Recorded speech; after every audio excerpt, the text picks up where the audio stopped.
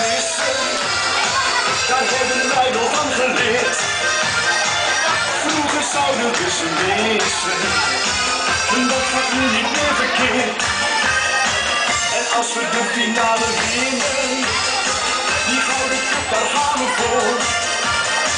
Dan kan de rondvaart echt beginnen en ziet het